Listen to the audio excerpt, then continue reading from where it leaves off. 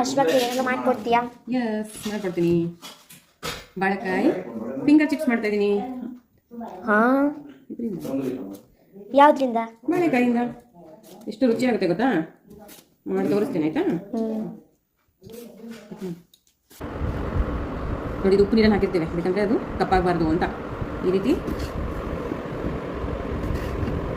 Finger ಚಿಪ್ಸಿಗೆ cut ಮಾಡೋದ್ರೆ cut ಮಾಡ್ಕೋಬೇಕು ಆಯ್ತಾ? ಇಷ್ಟು ತೆಳುವಾಗಿ ಸೇಮ್ ನೀವು ಬಟಾಟೆ ಫಿಂಗರ್ ಚಿಪ್ಸ್ ಮಾಡ್ತೀರಲ್ಲ ಅದೇ ಥರನೇ ಇಟ್ಕೋಬೇಕು.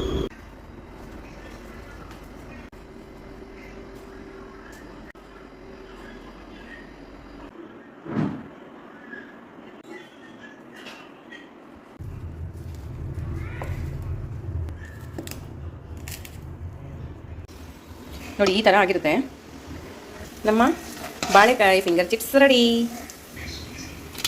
Home made banana finger chips ರೆಡಿಯಾಗಿದೆ.